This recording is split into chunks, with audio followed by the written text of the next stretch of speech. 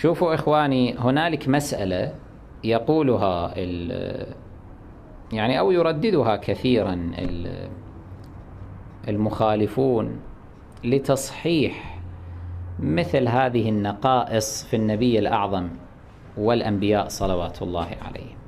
يقولون بالنتيجة الأنبياء بشر، قل إنما أنا بشر مثلكم.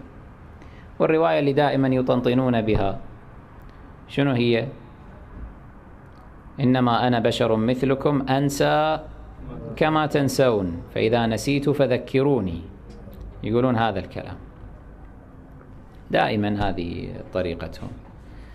نحن نقول نعم، قل إنما أنا بشر مثلكم، بس كمل يوحى إلي. يعني لابد واحد يلاحظ الجنبتين معا. هو فيما يحتاجه البشر من أكل شرب مشي في الأسواق نكاح إلى آخره هو بشر. أما في كل ما يرتبط بالعقل، التفتوا، كل ما يرتبط بالعقل يوحى إليه، فإذا لا ينسى لا يسهو، لأنه هذا خلاف التسديد الإلهي. صار واضح؟ بشر في بدنه ممكن يمرض المعصوم، يمرض صحيح، يجوع المعصوم. النبي الأعظم صلى الله عليه وآله كان يشد على بطنه الشريف ماذا؟ حجرا من شدة الجوع أحيانا، حتى المعدة لا تطحن نفسها.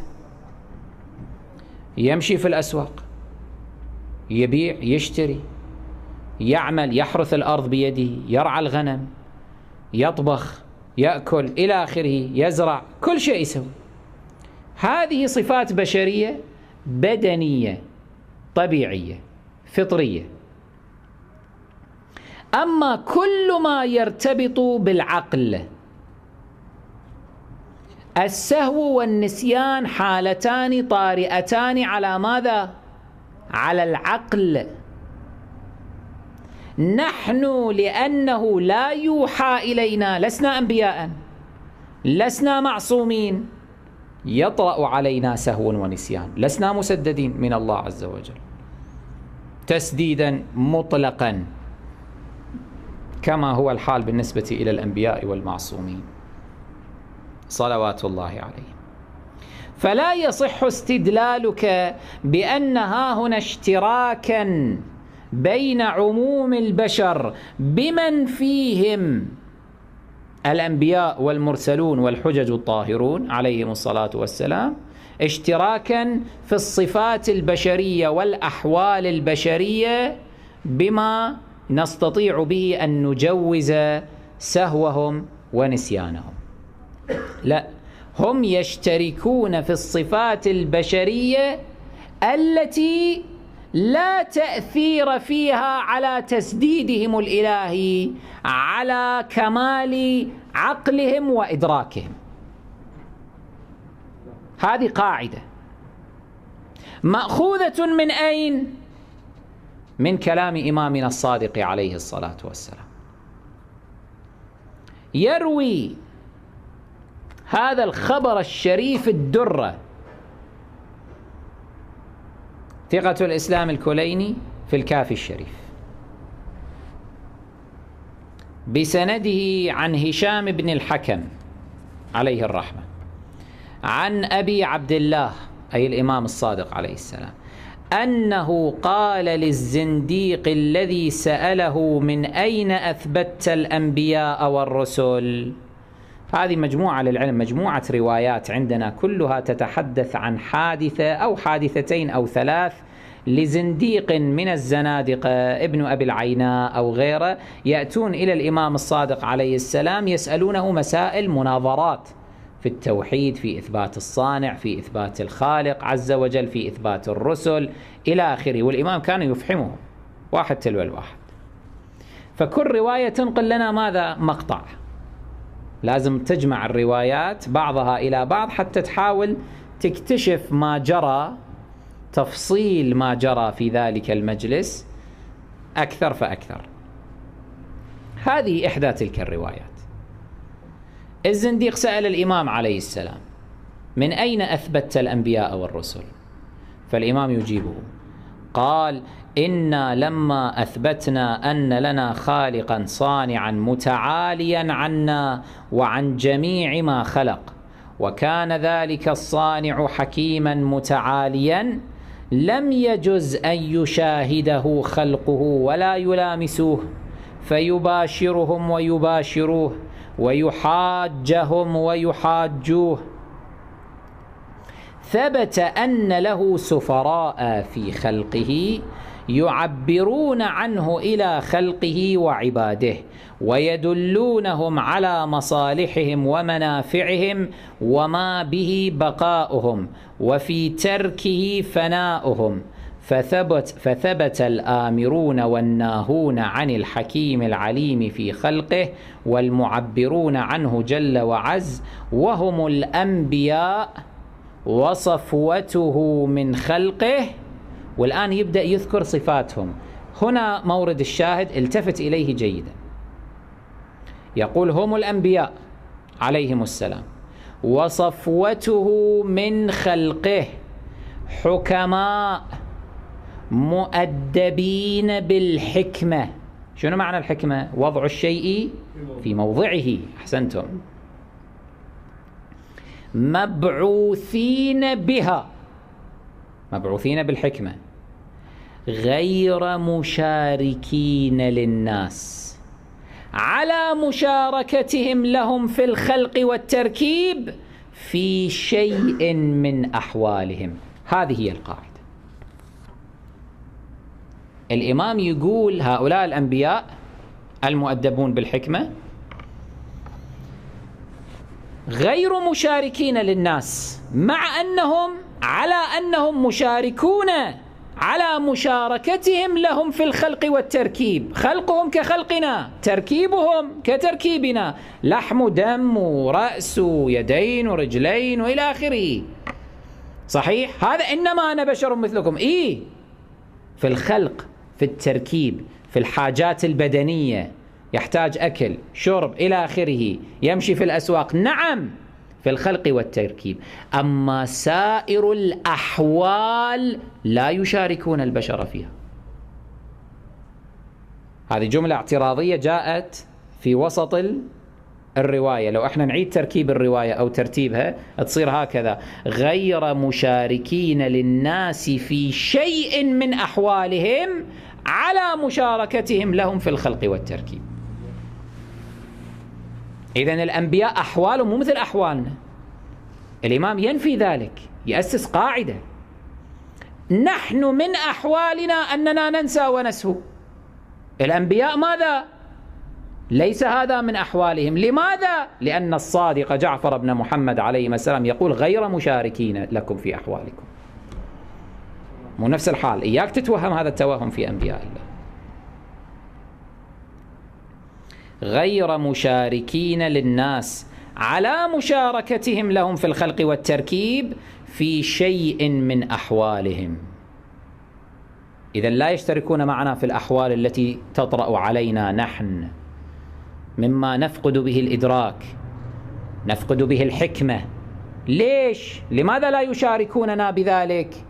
لأنهم مؤيدون من الله عز وجل. يقول: مؤيدين من عند الحكيم العليم بالحكمة.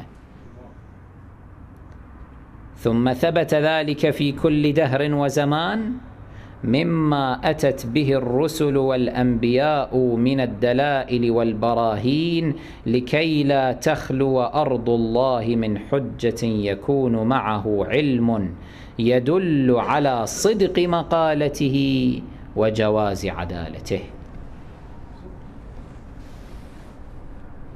فإذن هذه القاعدة نحن نأخذها ونؤسس عليها. نقول: لا، ننزه أنبياء الله العظام والحجج الطاهرين الكرام صلوات الله عليهم، ننزههم عن أن يشاركونا في أحوالنا. إذا النبي يصلي وهو جنب، أي فرق بيني وبينه؟ أنا أصلي وأنا جنب؟ ممكن، مع أنه المؤمن والفقيه ما يصلي. يعني يمكن أنتم الآن كلكم هنا الموجودين ولا مرة يمكن واحد منكم صلى وهو جنوب. نسيت أكو واحد منكم نسي صلى وهو جنوب؟ يعني هذا عادة شيء لا ينسى. نبي الله عز وجل سيد خلق الله ينسى أنه جنوب يصلي على نجاسة على طهارة، يعني على غير طهارة؟ هذا صحيح؟ يعني ما الفرق إذن بيننا وبينه؟ شاركنا في أحوالنا، وهذا يكون مدعاة أصلا للشك به، أنه أين تأييدك الإلهي إذا الله ما مأيدك حتى بهذا القدر، أنه يجي ينبهك قبل ما تبدأ بالصلاة أنه يا محمد ترى أنت على غير طهارة، روح اغتسل.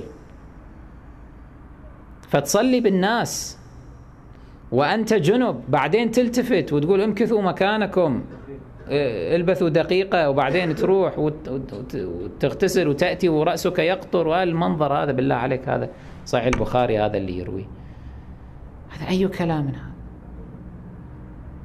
هذا ليس عندنا، هذا مو في تراث أهل البيت عليهم الصلاة والسلام، لا نعرفه في نبي الله. نبي الذي ينسى آيات الله ويسقطها كما تقول عائشة ويذكره بها غيره. يقول رحمه الله لقد أذكرني آية كذا وكذا أسقطتهن من سورة كذا وكذا، أو نسيتهن من سورة كذا وكذا. إلى أين يذهب بكم؟ ما هذه الاعتقادات العائشية الفاسدة؟ إحنا عندنا أن نبي الله صلى الله عليه وآله وروح فداه أصلا هو شوف الفارق بين اعتقادنا واعتقادهم. إحنا وين شلون ننظر للنبي صلى الله عليه وآله وكيف هم ينظرون إليه. إحنا عندنا النبي أصلا مورد عصمة غيره من النسيان، يعني النبي مو فقط معصوم لذاته، معصوم لغيره، يعني معصوم يعصم غيره من النسيان. فهو ينسى؟ هو ينسى؟ عندنا نحن رواية في الكافي الشريف تدل على أن النبي صلى الله عليه وآله كان سببا لعدم نسيان غيره مطلقا بسبب دعائه. هذا الغير هو أمير المؤمنين عليه الصلاة والسلام، فكيف هو ينسى في المقابل؟ يعني تأملوا شوية في الرواية في الكافي الشريف عن سليم بن قيس الهلالي عليه الرحمة عن أمير المؤمنين عليه السلام، يقول في حديث طويل يصف أمير المؤمنين علاقته بأخيه وحبيبه وسيده رسول الله صلى الله عليه وآله، فيقول: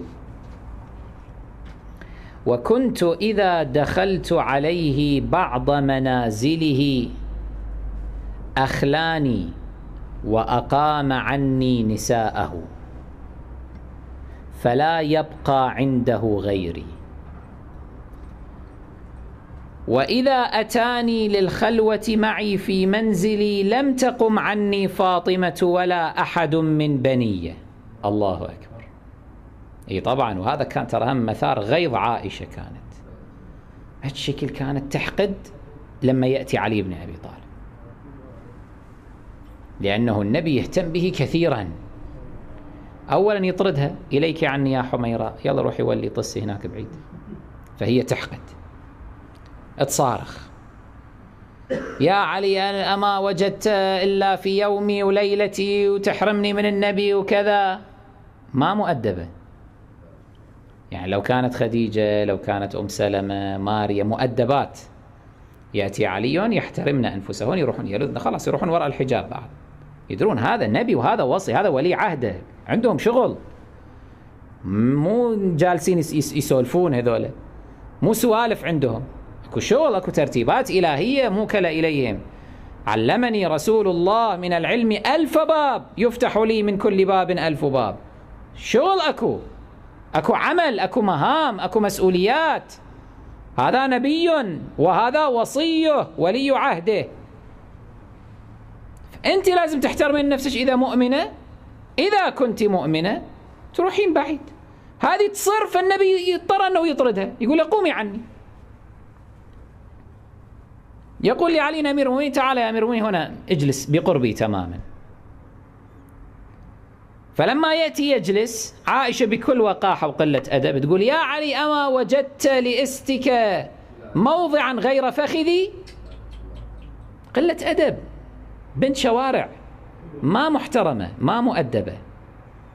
هذه كناية تريد أن توصل أنه جدا اقتربت، يعني جدا اقتربت.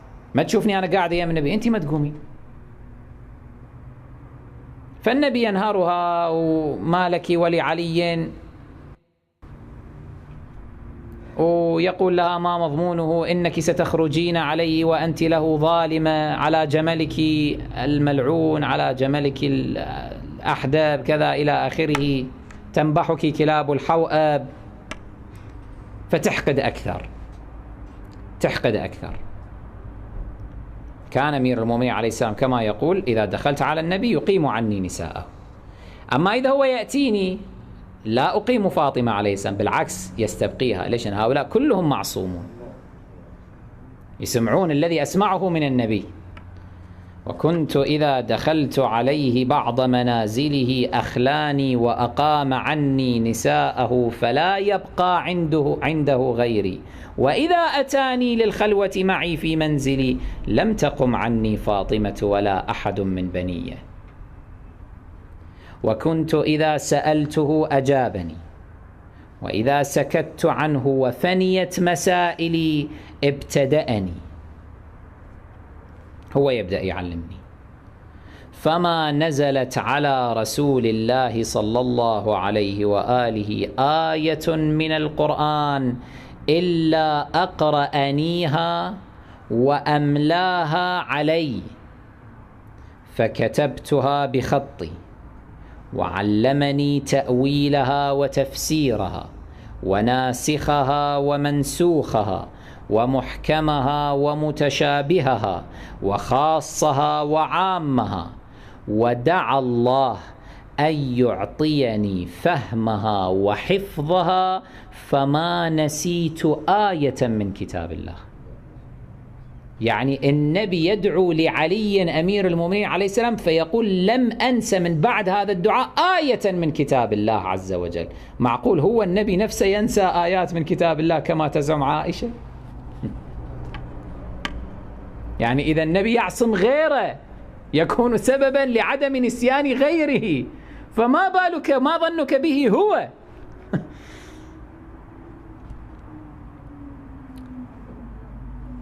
فما نسيت آية من كتاب الله ولا علما أملاه علي وكتبته منذ دعا الله لي بما دعا، وما ترك شيئا علمه الله من حلال ولا حرام ولا أمر ولا نهي كان أو يكون، ولا كتاب منزل على أحد قبله. مو فقط القرآن، النبي علم عليا أمير المؤمنين، علمه صحف إبراهيم وموسى، التوراة، الزبور، الإنجيل، الفرقان، كل الكتب السماوية الحقيقية غير المحرفة. وهذا كان من فخر أهل البيت عليهم الصلاة والسلام. احنا عندنا بالروايات موجودة، وللعلم ترى هذا مشروع جيد إذا يمضي به. أنا أتذكر إحدى المؤمنات قبل كم سنة يعني سألتنا أنه حول هذا الموضوع أنها تريد أن تجمع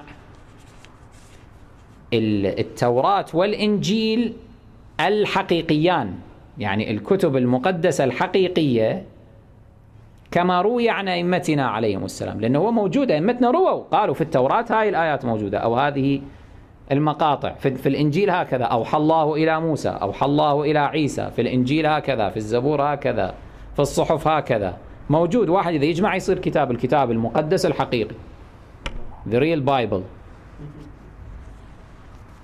شيء من هذا القبيل قام به آية الله الشهيد السيد حسن الشيرازي رضوان الله تعالى عليه لما ألف كتاب كلمة الله، إذا ملاحظي بعض الإخوة.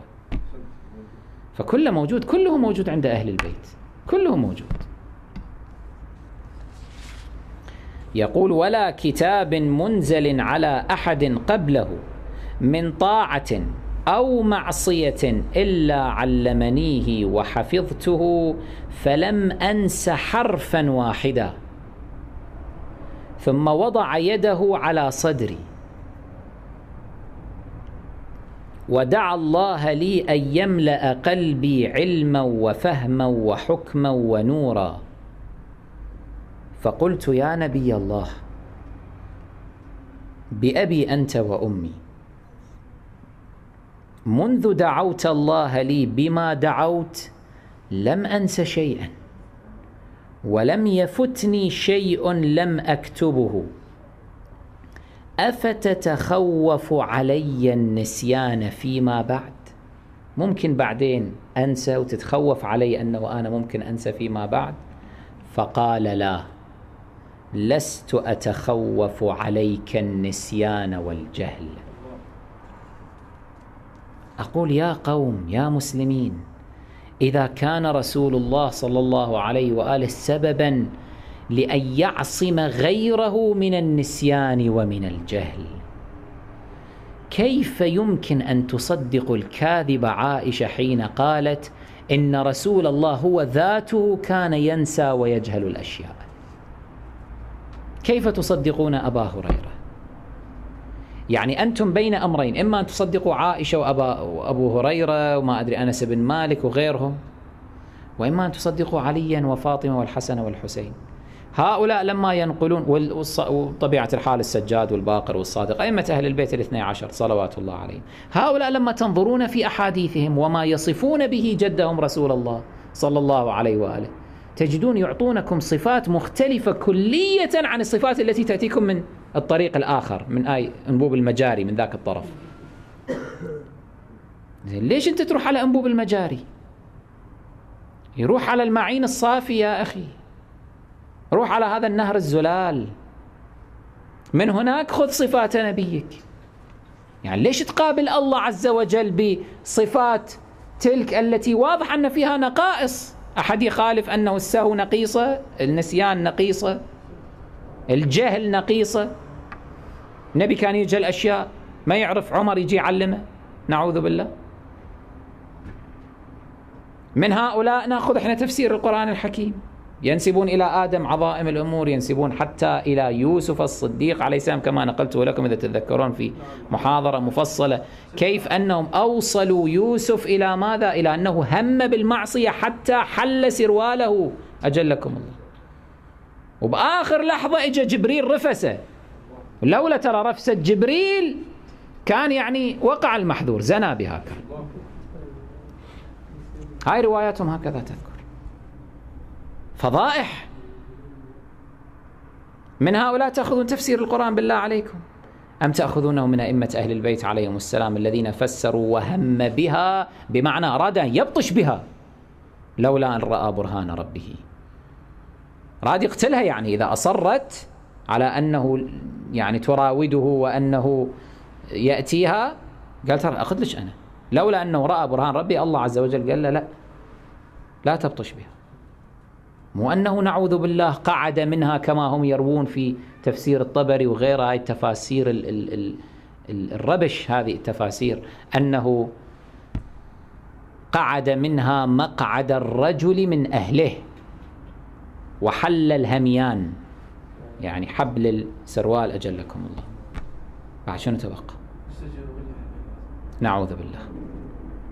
من هؤلاء بالله عليكم تأخذون تفسير القرآن الحكيم، أم تأخذون من أئمة أهل البيت الأطهار عليهم السلام؟ أيهما أسلم وأحوط لدينك أيها المسلم؟ هنا نختم إن شاء الله هذا المبحث الطويل الذي استمر معنا أكثر من 14 ليلة.